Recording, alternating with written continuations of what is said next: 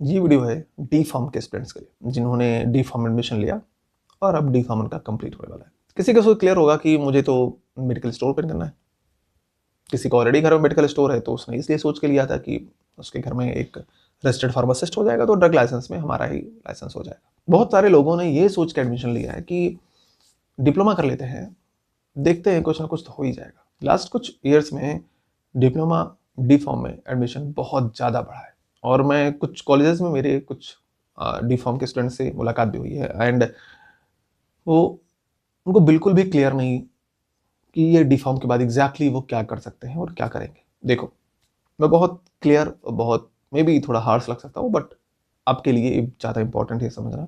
Otherwise आप अपने career में अपने अपने करियर को, अपने टाइम को, अपनी एनर्जी को सब वेस्ट करेंगे। जिस किसी को लगता है कि उसे अपने करियर में बेहतर करना है, इस फार्मा इंडस्ट्री में रहना है, बट उसे अच्छी पोजीशंस पे जाना है, वो बेहतर कर सकता है या कर सकती है, देन बिना सोचे go for the B pharm. और आपका क्यूरियोसिटी और बढ़ता है, आप बहुत अच्छा करना चाहते हो, then go for the M pharm and then go for the research.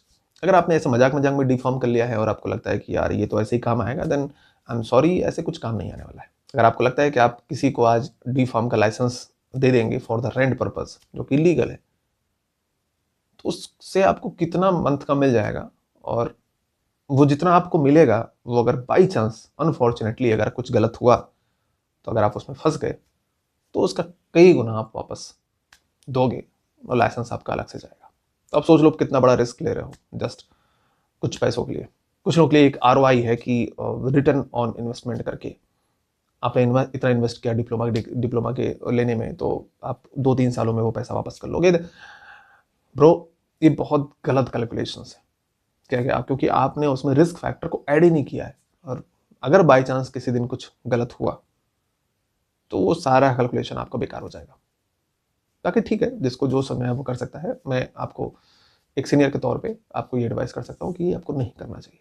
आपके पास डी फार्म है, या तो अगर आपको अपना अच्छा करियर बनाना है तो बहुत सारे जो अच्छे फार्मेसी के चेन हैं आप उसमें काम कर सकते हो। ये टाटा कवरेज है, अपोलो है, ऐसे सिटीज़ में बहुत सारे लोकल भी फार्मेसी चेन होते हैं जहाँ पर अच्छे फार्मासिस्ट की ज़रूरत होती है। आप जाके वहाँ प्रॉपर जॉब करो, सीखो, समझो, अपने आप को और शार्प करो, बेहतर करो, देन अपना फार्मेसी स्टार्ट करो।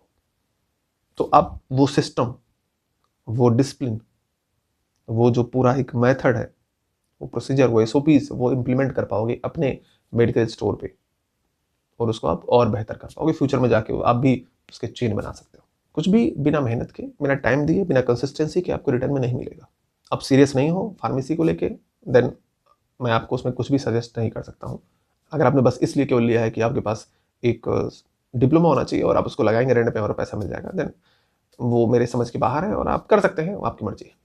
बट अगर आप कोई भी है जो थोड़ा सा भी करियर ओरिएंटेड है, तो रिटेल फार्मेसी, हॉस्पिटल फार्मेसी में काम करना है, तो आप पहले काम करो, सीखो, समझो, अपने आप को प्रिपेयर करो, देन आगे बढ़ो। और जिसको थोड़ा सा और इंटरेस्ट है पढ़ने में, वो बी फॉर्म करे। आगे जाके उसको समझ आएगा कि उसको इन्फॉर्म करना है कि नहीं करना है। और अगर आपको इतने दिनों में समझ आ गया कि नहीं फार्मेसी आपके लिए नहीं है, देन डू समथिंग एल्स। अगर अभी भी आपको कुछ डाउट लग रहा है कि नहीं मेरे साथ सिनेरियो कुछ और है और मुझे कुछ और करना है मगर समझ नहीं आ रहा है क्या करना है, कैसे करना है, तो आप मुझे कमेंट कर सकते हो या फिर मुझे मेल कर सकते हो info@pharmadicerevolution.com पे। Thank you.